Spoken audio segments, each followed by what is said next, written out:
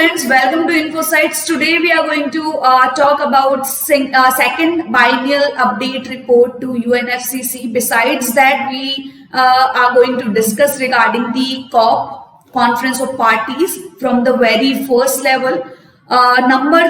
Second, climate change के बारे में we are going to take a small glance at it. Now start with the session कि किस तरीके से क्लाइमेट चेंज का टॉपिक बहुत ही ज्यादा इंपॉर्टेंट बन गया. Before going to the second biennial update to UNFCCC, I just want to make the things clear कि यूएनएफसीसी की बात अगर मैं करती हूँ, 1992 की बात करते हैं तो याद आता है रियो कन्वेंशन. ठीक है, रियो कन्वेंशन क्यों? क्योंकि इसी कन्वेंशन में क्लाइमेट चेंज का डिस्कशन हुआ था for the first time. Number 2, इसी के कन्वेंशन से कॉन्फ्रेंस ऑफ पार्टीज का स्टार्टअप बोल सकते हैं अपन.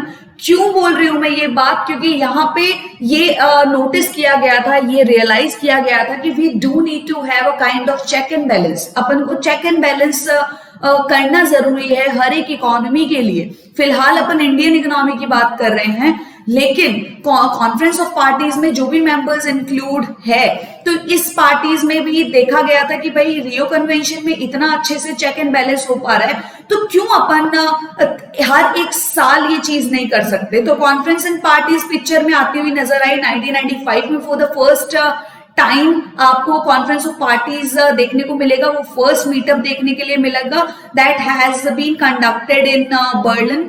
ठीक है, फिर उसके बाद में आपको बात करते हैं अपनी सेकंड बाइनियल रिपोर्ट की, जो कि यूएनएफसीसी को सबमिट की गई है ऑब्लिगेशन के अंतर्गत. और उसमें देखने के लिए क्या मिलता है, 5 मेजर कंपोनेंट्स की बात करते हैं कि जो नेशनल सर्क्यूमस्टेंसेस है कि कौन से सर्क्यूमस्टेंसेस से अपन गो थ्रू कर रहे हैं. ठीक है, accordingly what kind of contribution we have made. Number 2, green gas inventory की बात करते हैं, तो what kind of stock is available with our economy.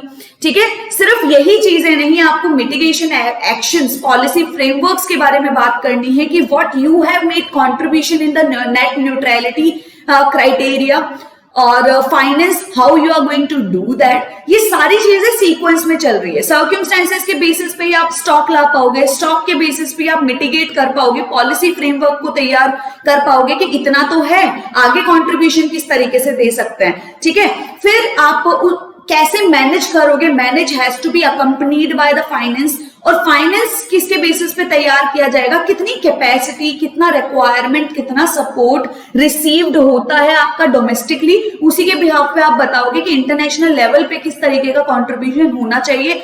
और वेरिफिकेशन अरेंजमेंट भी किए जाएंगे कि सच में आपने कोई काम किया है या नहीं किया है. ठीक है, तो ये 5 इंडिकेटर्स याद रखने हैं. और ये रिपोर्ट सबमिट कराने का मतलब क्या है कि चेक एंड बैलेंसेस जो रखा जा रहा है. ठीक है, चेक एंड बैलेंसेस, अगर आपका कोई एग्जाम कंडक्ट करवाया ही नहीं जाए तो आपकी परफॉर्मेंस का कैसा पता चलेगा.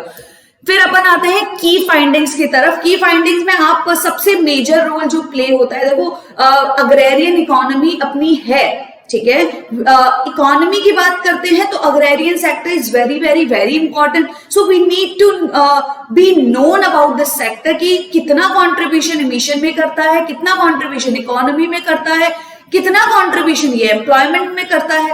तो ये कोई भी चीज अगर इंपॉर्टेंट बोली जा रही है, put a kind of 4 to 5 star on that sector.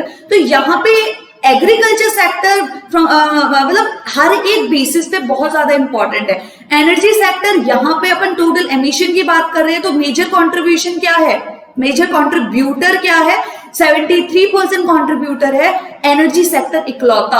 Agrarian sector की बात करते हैं, इमिशन ये ज्यादा कंट्रीब्यूट नहीं करता है in comparison to the employment contribution.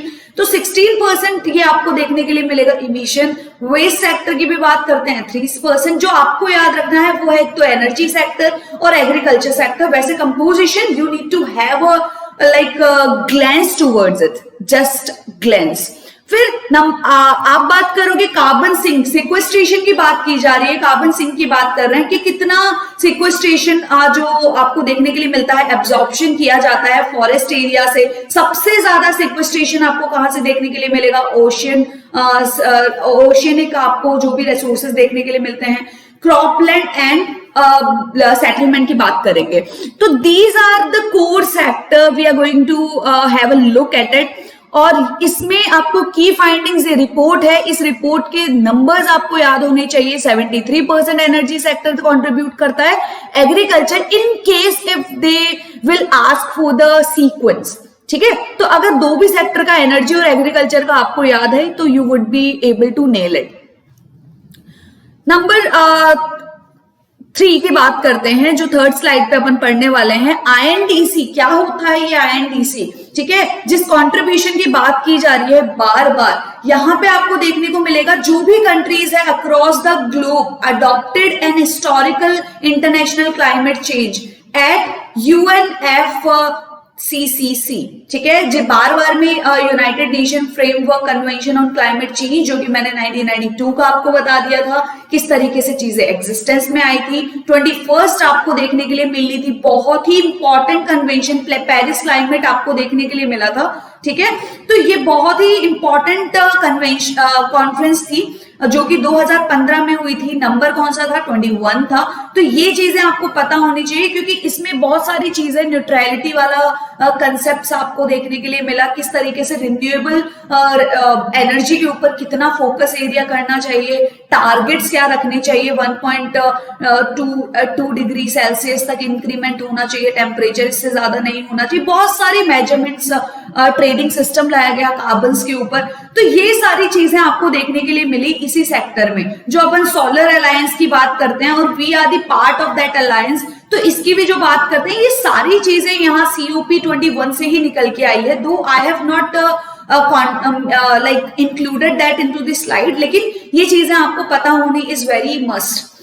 Number 2 की बात करते हैं, intended to take under new international agreements, जो कि आप इंटेंडेड किस तरीके से नेशनली डिटर्मिन्ड कंट्रीब्यूशन देखने को मिलता है, जिस भी कंट्रीब्यूशन की अपन ने बात की है फिलहाल, ठीक है।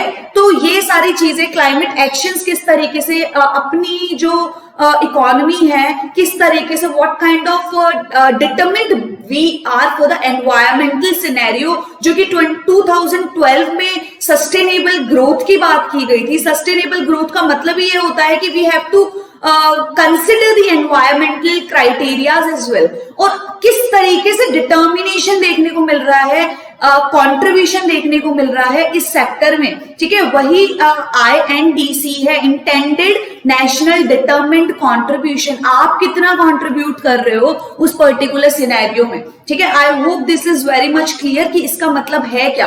अब प्रपोज क्राइटेरिया अपन देखते हैं कि रिड्यूस किया इमिशन, ठीक है, इंटेंसिटी रिड्यूस करने की बात की जा रही है, फ्रॉम 2005 की बात की जा रही है। रिड्यूस करना है इमिशन, जो आज के टाइम पे जो इमिशन रिड्यूस करने की बात, अभी भी अपन इमिशन रिड्यूस करने की बात कर रहे हैं। इमिशन रिड्यूस कैसे करने की बात कर रहे हैं, सारे कमिटमेंट्स के बारे में पढ़ेंगे। 50% कंट्रीब्यूशन रिन्यूएबल एनर्जी के थ्रू आए, 40% इमिशंस को रिड्यूस किया, 1 बिलियन टन रिड्यूस किया जाए, ये सारी चीजें अपन बात करेंगे। GDP by 33 to 35% by 2030।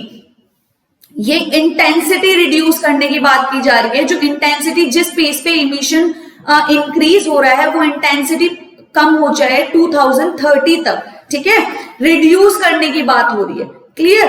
अब नंबर 2 की 40% जो इलेक्ट्रिक पावर इंस्टॉल्ड जो कैपेसिटी है, जो अभी कमिटमेंट की अगर अपन बात करें COP26 के अकॉर्डिंग की बात कर रही हूं, वो 50% कर दिया है अपन ने क्राइटेरिया, लेकिन यहां पे अचीव अबाउट 40%। ये मैं INDC के बिहाफ पे बात कर रही हूं, ठीक है, नेशनल डिटरमिन्ड कंट्रीब्यूशन के बिहाफ पे बात कर रही हूं, जहां पे 40, कंफ्यूज नहीं होना है। इन केस INDC के बिहाफ पे आपको कंट्रीब्यूशन पूछा जाए कि जो इलेक्ट्रिक जनरेशन करना है या एनर्जी जनरेशन करना है नॉन फॉसिल फ्यूल से, मतलब रिन्यूएबल एनर्जी से, ठीक है, क्योंकि हाइड्रोकार्बन्स के जनरेटर ये सारी चीजें देखने को मिलती है फॉसिल फ्यूल्स के थ्रू, तो we need to make a shift towards a renewable energy, ठीक है। तो रिन्यूएबल एनर्जी का टारगेट्स यहाँ पे 40% है, लेकिन 50% आपको देखने के लिए मिलेगा कि कमिटमेंट जो रखा गया है COP26 में, ठीक है, वो 50% है। In case you might face a kind of confusion कि 40 और 50 याद रखना है ये, ठीक है। तो 2030 ही टारगेट है। किस तरीके से करेंगे ये सारी चीजें कि ट्रांसफर कर दो एनर्जी को कुछ इस तरीके से जो अब नेट जीरो की तरफ जाए, ठीक है। फिर उसके बाद में लो कॉस्ट इंटरनेशनल फाइनेंस की बात की जा रही है, इसके बारे में भी डिस्कशन करेंगे कि what kind of scenario we get to face in case of inequality. ठीक है, इनइक्वालिटी की बात करते हैं तो मैं फाइनेंस की भी बात कर रही हूं और मैं इमिशन की भी बात कर रही हूं। फिर नंबर 3 देखने के लिए मिलेगा कार्बन सिंक। कार्बन सिंक अभी अभी अपन ने बात किया कि 1 बिलियन टन, ठीक है, जो देखने को मिला कि उसको रिडक्शन की बात करेंगे, कमिटमेंट सारे पढ़ेंगे।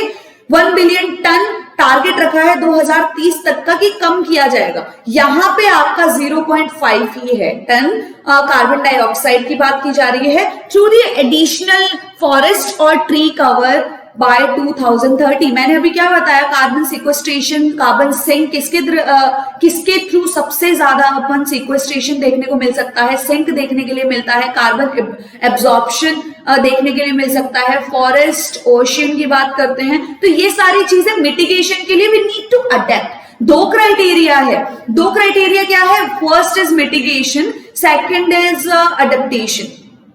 ठीक है, ये 2 क्राइटेरिया फॉलो अप करके चलना है। मिटिगेशन तब तक नहीं हो पाएगा till the time we are not adaptable to these criterias.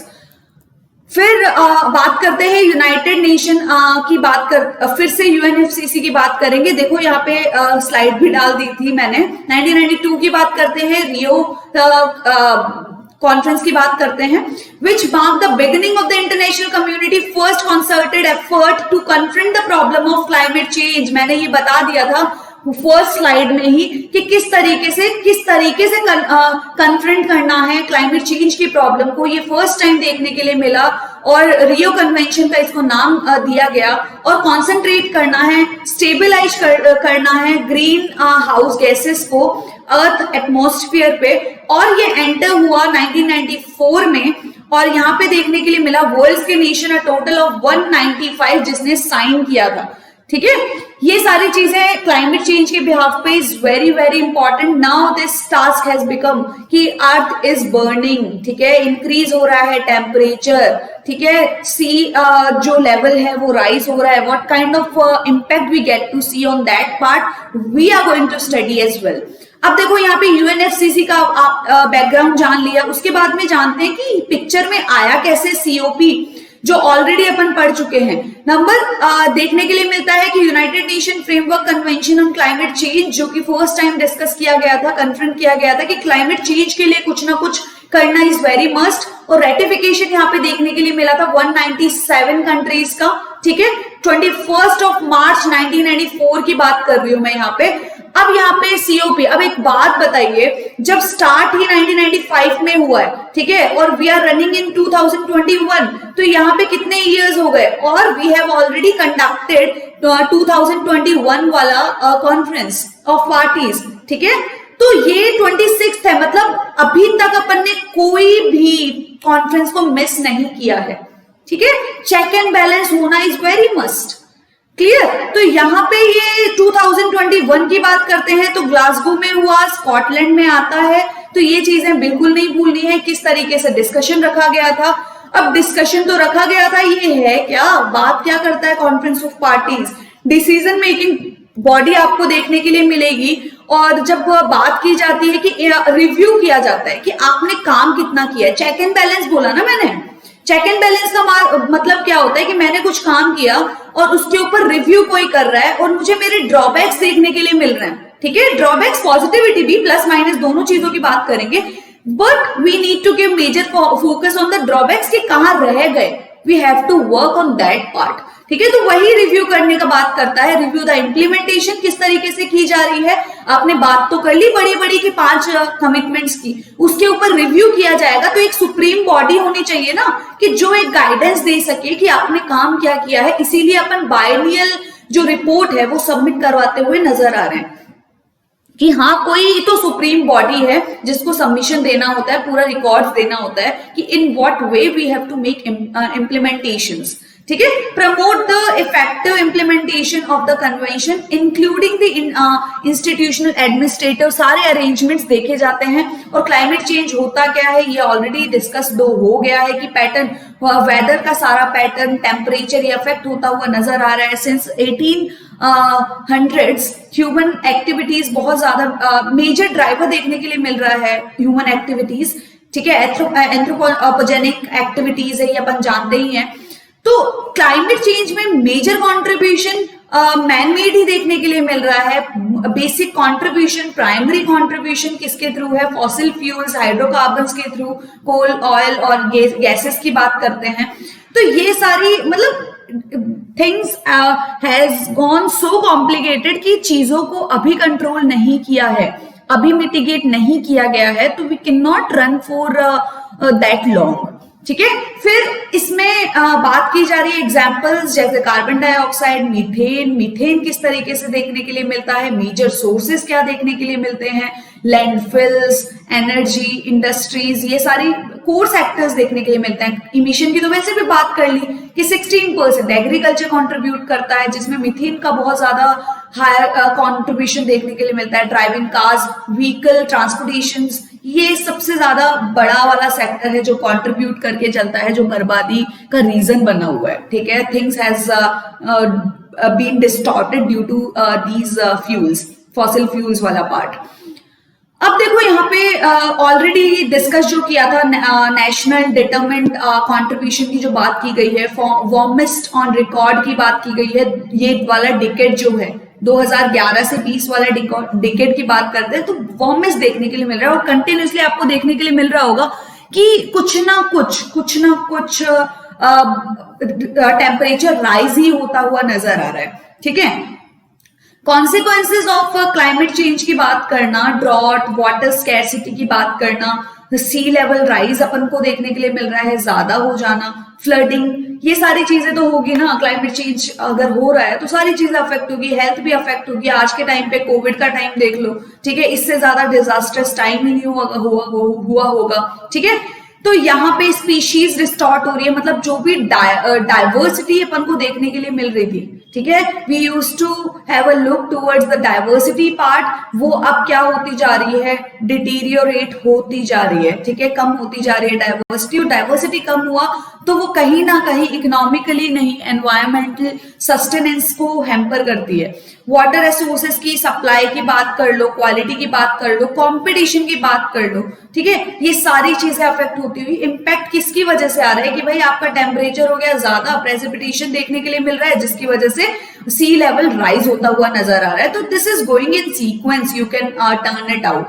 फिर उसके बाद में एग्रीकल्चरल यील्ड की बात करते हैं, very very very important it is. एक तो एग्रीकल्चर सेक्टर की बात करते हैं, एग्रीकल्चर सेक्टर में इतनी सारी डिमांड्स को फुलफिल करने का क्राइटेरिया, एम्प्लॉयमेंट को फुलफिल करने का डबल बर्डन देखने को मिलता है एग्रीकल्चर सेक्टर पे। I am not going to go in detail, Indian economy के बिहाफ पे ये दोनों प्रॉब्लम देखने के लिए मिलती है। डेवलपिंग कंट्री का भी अपन बोल सकते हैं। एग्रीकल्चर सेक्टर में एक तो यील्ड कम हो गई, इतना ज्यादा मॉडर्नाइजेशन अगर यूज करते हैं अपन, चाहे वो फर्टिलाइजर्स हो, ठीक है, वो प्रोपोर्शनेट तो यूज करते नहीं है, ठीक है।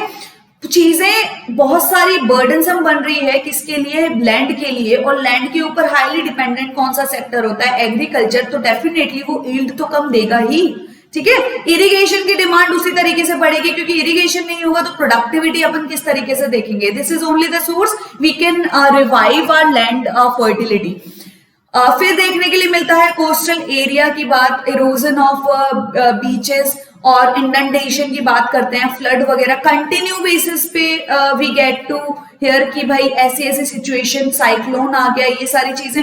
यहाँ पे क्या देखने के लिए मिलता है, फ्लड की वजह से बहुत सारा इन्फ्लक्स होता है लोगों का कि भाई हमारा एरिया डूब चुका है और यहाँ पे मेजर लोगों के रहने, मतलब सर्वाइवल का बेसिस गायब हो चुका है।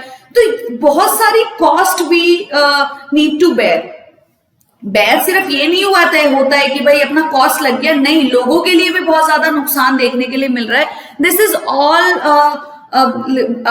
मतलब we need to cover it up, ठीक है, happening we need to cover it up. जो भी हैपनिंग हो रही है मिटिगेशन के थ्रू कम करना ही पड़ेगा। फॉरेस्ट की बात कर रहे हैं, किसी ना किसी तरीके से मिटिगेशन देखने के लिए मिलता है। प्रोडक्टिविटी रेज करनी पड़ेगी। लेकिन ये सारी जो चीजें कर रहे हैं तो इन चीजों में नेट न्यूट्रलिटी वाला प्रिंसिपल नहीं भूलना है। और वो नेट न्यूट्रलिटी है क्या कि जितना कंट्रीब्यूशन अपन कर रहे हैं इकोनॉमी में, ठीक है, by making the exploitation of the environmental resources, उतना ही कंट्रीब्यूशन एनवायरमेंट में भी दो। समझ में आ रही है बात कि एनवायरमेंट और इकोनॉमी दोनों भी need to keep in hand, ठीक है।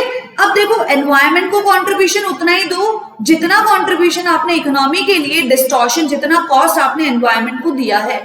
फर्स्ट कमिटमेंट देखने के लिए मिलता है कि पहले 450 गीगावाट हुआ करता था, अब 500 अपना लिया।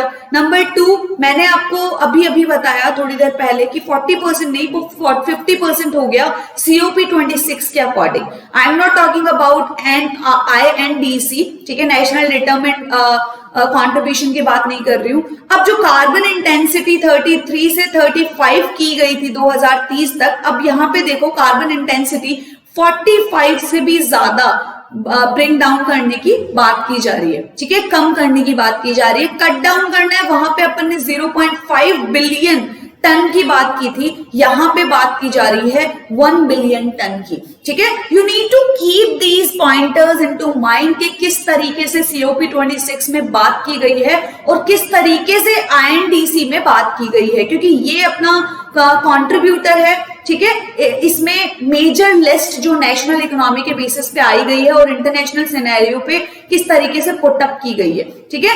और अभी रीसेंट है ये, ठीक है, और ये थोड़ा सा पुराना ओल्ड सिनेरियो देखने के लिए मिल रहा था, इसलिए अपग्रेड कर दिया गया है सारा। यहाँ पे 450 से ऊपर 500 गीगावाट की बात कर ली, यहाँ पे 40 to 50 कर दिया, यहाँ पे 35 to 45 कार्बन इंटेंसिटी को कम करने की बात कर दी। फिर यहाँ पे इमिशन की बात कर रहे हैं, 0.5 बिलियन टन की बात की जा रही थी, अभी अपन 1 बिलियन टन की तरफ चले गए। नेट न्यूट्रलिटी वाला फंडा कभी अपन ने नहीं अपनाया था, लेकिन अब 2070 की बात कर रहे हैं। तो ये सारी चीजें ध्यान में रखनी है। फिलहाल कुछ भी इंफ्रास्ट्रक्चर में कंट्रीब्यूशन देखने के लिए मिल रहा है तो ये प्रिंसिपल को ध्यान में रखा जा रहा है, ठीक है। अब बात की जा रही है every increase in global warming matters. अब एक चीज देखो, सबसे डिजास्टर्स जो पार्ट है इस पूरे लेक्चर का वो ये है कि 100 लीस्ट एमिटिंग कंट्रीज जो है, 100 कंट्रीज की बात कर रही हूं मैं, वो कंट्रीब्यूशन दे रही है 3%, ठीक है। और जो टॉप आपको 10 कंट्रीज देखने को मिल रही है, ये कंट्रीज है, नेशन की बात कर रही हूं, ठीक है, ये कंट्रीब्यूशन दे रही है लगभग 68%, 70 ही मान लो, ठीक है। तो यहां पे आपको क्या देखने के लिए मिल रहा है, the level of inequality they are owing to the world, ठीक है।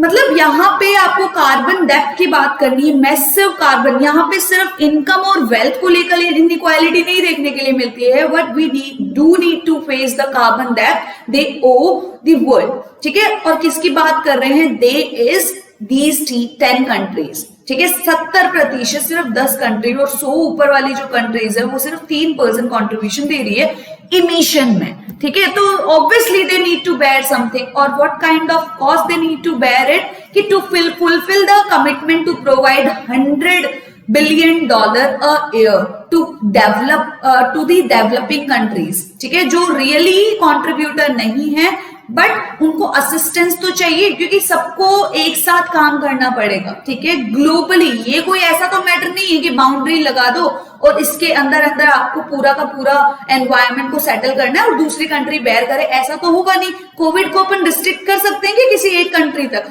सबको हैंड इन हैंड वर्क करना पड़ेगा, ठीक है। तो यहाँ पे सबका साथ सबका विकास वाली स्कीम को फॉलो करना पड़ेगा। सबका सब is all about the entire world, ठीक है। तो यहाँ पे 100 बिलियन अ ईयर टारगेट रखा गया है और they can adapt and move towards the greener economies, ठीक है, ग्रीनर इकोनॉमीज की तरफ मूव कर सकते हैं, क्योंकि ग्रीन टेक्नोलॉजी की जरूरत पड़ रही है अभी फिलहाल, एक्सेलरेट करना पड़ेगा एक्शन को। और ये एक्शन बोल दिया 500 गीगावाट का, बोल दिया 45 कार्बन इंटेंसिटी का कम करने का, नेट न्यूट्रलिटी की बात करने का, लेकिन we do need the requirement of finance as well. ठीक है, तो यहाँ पे कमिटमेंट्स को फॉलो करना, सिर्फ अडेप्टेशन नहीं करना है, not just for the mitigation but also for the adaptation. ठीक है, तो ये सारी चीजें तभी आएगी जब फाइनेंशियल कमिटमेंट्स को फुलफिल किया जाएगा। ठीक है, so thank you so much guys, we have almost covered the topic, like biennial reports देख ली, INDC देख लिया, फिर उसके बाद में बात की क्लाइमेट चेंज किस तरीके से फॉर द फर्स्ट टाइम देखने के लिए मिला। थर्ड, आपने देखा कि UNFCCC किस तरीके से बैकग्राउंड में था और COP कंसिडरेशन में देखने के लिए मिला। So you need to make this point clear, this is going to be very very important for the all competitive exams. Thank you so much. और किसी भी तरीके की कोई क्वेरी हो और किसी भी तरीके का कोई प्रॉब्लम देखने को मिल रहा है for the same session, you can just give a comment on that part. Thank you so much, have a great day to all of you.